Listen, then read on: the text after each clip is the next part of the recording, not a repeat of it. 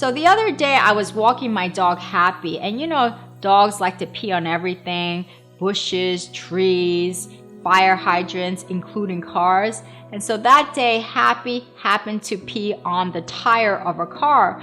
And the owner of the car appeared and he started yelling at me. He started being really nasty and lashing out at me about why I couldn't control my dog.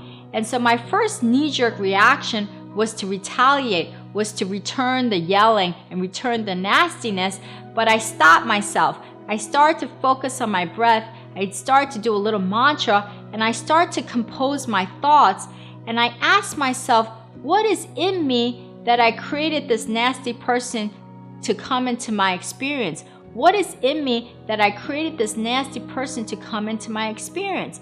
Because I always believe that we live in a projection state. We live in a projection state, and what I mean by that is whatever we have on the inside subconsciously, not consciously, because consciously I was in a really good space. I was happy at that moment. I felt peace and joy at that moment.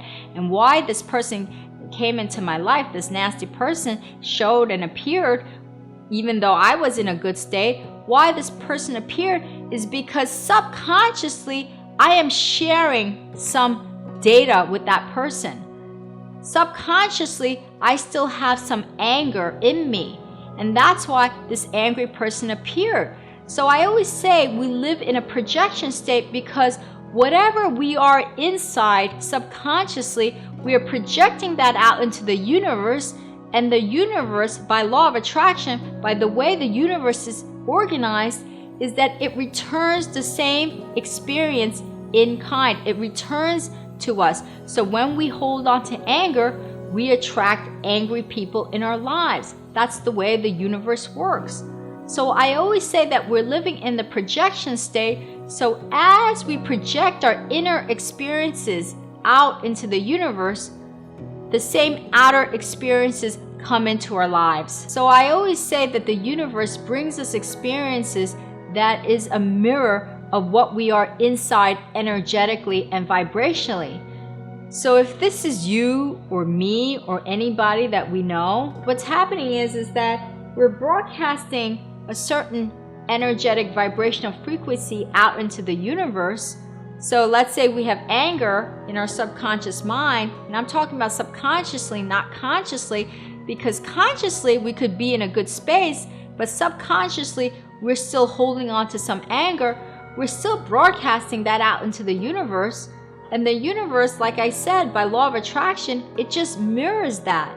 So we're living in kind of like this hologram, that the experiences of our outer world experiences is just a reflection of our inner world, of who we are. So we could really literally be looking ourselves in the mirror. It's like a reflection, like we're looking ourselves in the mirror of our outer experiences. So it's like this hologram, it's a projection.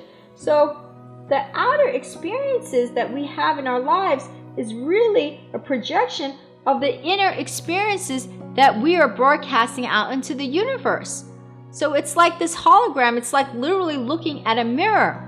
And so when we have a nasty or angry person that shows up in our lives, is because we are sharing the same data with that person. We are sharing anger with that person. Maybe not consciously, but subconsciously, we're sharing anger. So that day when I was yelled at because of my dog Happy, I'm sharing some anger, some frustration with that person. That's why that person came into my life. And I'm sharing it in a subconscious level, not the conscious level, but the subconscious level, because that's the hard wiring.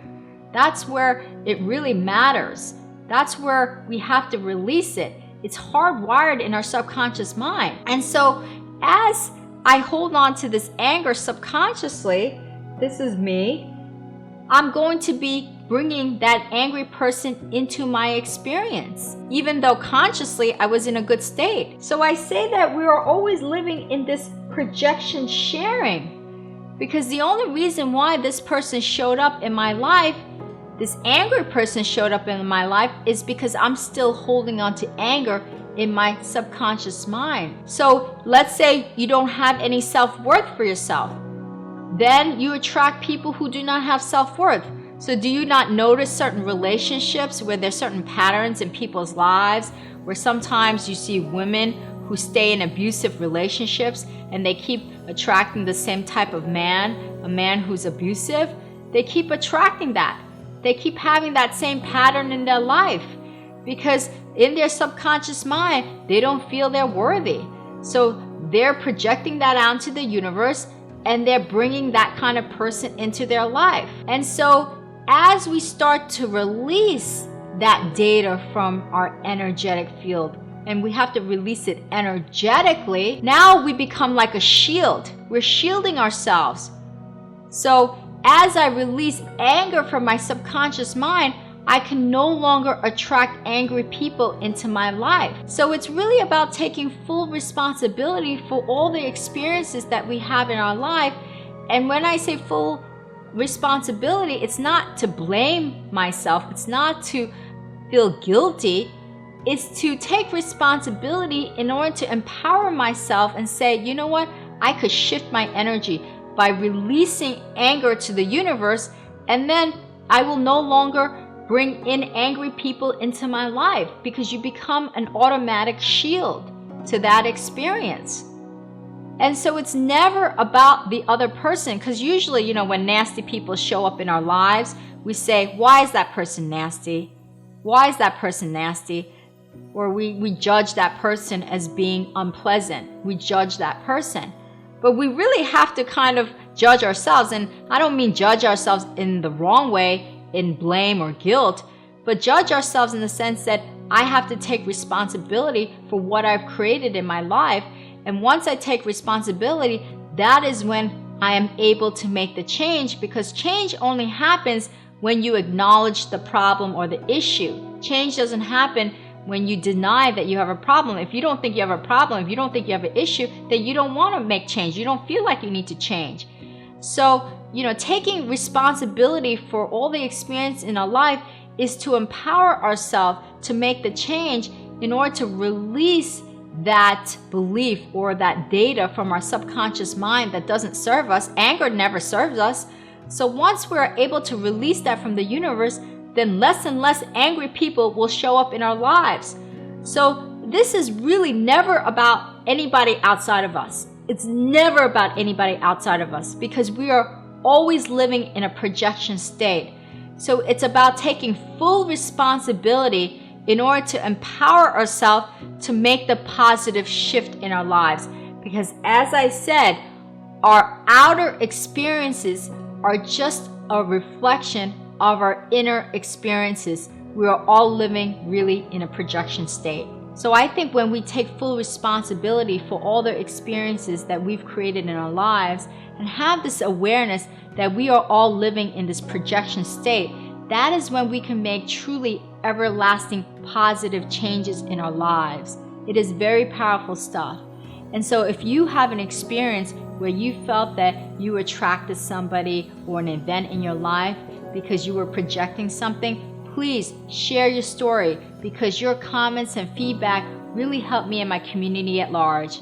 And if you like this video, please make sure to share it and subscribe to my channel. And if you want to visit all of my spiritual and holistic living tips, just go to my website at yinandyangliving.com. Namaste.